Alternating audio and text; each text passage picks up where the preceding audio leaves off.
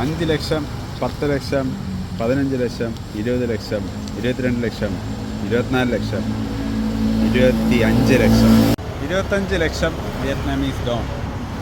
അതായത് അവസാനത്തെ 3 പൂജ്യം കട്ട് ചെയ്താൽ 2500. നമ്മുടെ നാട്ടിലെ 8300 ചില്ലറ ഇന്ത്യൻ റുപ്പി. ഇതുകൊണ്ടാണ് ഞാൻ കഴിഞ്ഞ വീഡിയോയിൽ പറഞ്ഞത്, ഒരു ഇന്ത്യൻ റുപ്പി കൊടുത്താൽ 300 വിയറ്റ്നാമീസ് ഡോങ് കിട്ടുമെന്നും പറഞ്ഞ് ആരും കിനാവ് കണ്ടുകൊണ്ട് ഇങ്ങോട്ടൊന്നും ഫൈറ്റ് കയറരുത്. നോക്കിയും കണ്ടും ചിലവയ്ക്കുക. നിങ്ങൾക്ക് കോൾഡ് ആയതുകൊണ്ട് ഫാർമസി പോയി ടൈഗർ ബാം മേടിച്ചപ്പോൾ അവർ വൈറ്റ് കളർ ടൈഗർ ബാമാണ് പറഞ്ഞത് കോൾഡിനുള്ളത്. വില 45,000 വിയറ്റ്നാമീസ് ഡോങ്. 45,000 അവർ പറയും 45,000, എന്നിട്ട് അവർ പറയും 45. അപ്പോൾ 45,000 എന്നുള്ളത് നമ്മൾ ഇന്ത്യൻ കറൻസിയിൽ കൺവേർട്ട് ചെയ്യുകയാണെങ്കിൽ 300 രൂപ വെച്ചിട്ട് 150 ഇന്ത്യൻ റുപ്പി. അതാണ് എമൗണ്ട്. നമ്മൾ എയർപോർട്ടിൽ വന്നപ്പോഴേ ഒരു അമേരിക്കാനോയും 2 ക്യാപിച്ചിനോയും മേടിച്ചു.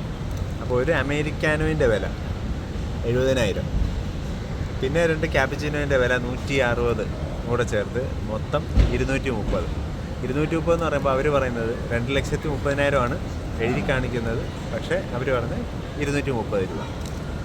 ഈ 230 നമ്മൾ കാൽക്കുലേറ്റ് ചെയ്യുമ്പോൾ 3 പൂജ്യം മാറ്റിയിട്ട് ഡിവൈഡ് ബൈ 300 295. അപ്പോൾ ഈ Americano 70,000 Vietnamese dong divide by 295 അല്ലെങ്കിൽ 300 ചെയ്യുമ്പോൾ 233 രൂപ ആണ് ശരിക്കുമുള്ള വില.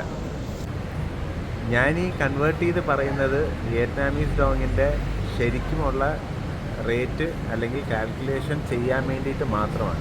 അല്ലാതെ നിങ്ങൾ ഇവിടുത്തെ ഈ വിയറ്റ്നാമീസ് ഡോങ് കൺവേർട്ട് ചെയ്ത് അയ്യോ ഇന്ത്യയിൽ കാപ്പി 10 രൂപയ്ക്ക് കിട്ടും, ഇവിടെ നമ്മൾ 230 രൂപയ്ക്ക് കുടിക്കണോ എന്നൊന്നും നിങ്ങൾ കമ്പയർ ചെയ്യരുത്.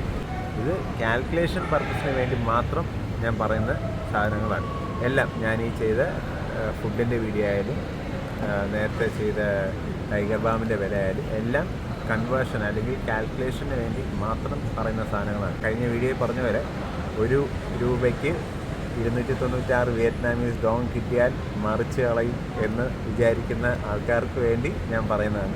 ഞങ്ങൾക്ക് കുറേ കൺഫ്യൂഷനും കാര്യങ്ങളൊക്കെ ഉണ്ടായിരുന്നു ആദ്യം ഈ കാൽക്കുലേറ്റ് ചെയ്യുന്നതിനൊക്കെ. കാരണം ലക്ഷങ്ങളും 3 പൂജ്യങ്ങളൊക്കെ ആഡ് ചെയ്ത് വന്നപ്പോൾ ഒരുപാട് കൺഫ്യൂഷൻ ഉണ്ടായിരുന്നു. കാരണം 1 രൂപയ്ക്ക് 296 കിട്ടുന്നു എന്നുള്ളതിന് ശേഷം ഈ പോയ ആൾക്കാരും ഞങ്ങളോട് പറഞ്ഞിട്ടുമില്ല ഇങ്ങനെ ഒരു സംഭവം ഉണ്ട് എന്നുള്ളതിന്. പക്ഷേ ഞങ്ങളെ സംബന്ധിച്ചിടത്തോളം നമ്മൾ ഇത്രയും കൺഫ്യൂഷൻ അടിച്ച് ഇത്രയും പ്രശ്നം ഉള്ളതുകൊണ്ട് പുതിയതായിട്ട് വരാൻ ആഗ്രഹിക്കുന്നവരും അതിനനുസരിച്ച് ബഡ്ജറ്റ് ഇടുന്നവരും അറിയാൻ വേണ്ടി പറയുന്നതാണ്. ഓർത്ത് വെച്ചു വരാൻ ആഗ്രഹിക്കുന്ന ആൾക്കാരുണ്ടെങ്കിൽ അവർക്ക് ഇതെല്ലാം ഷെയർ ചെയ്ത് കൊടുക്കും.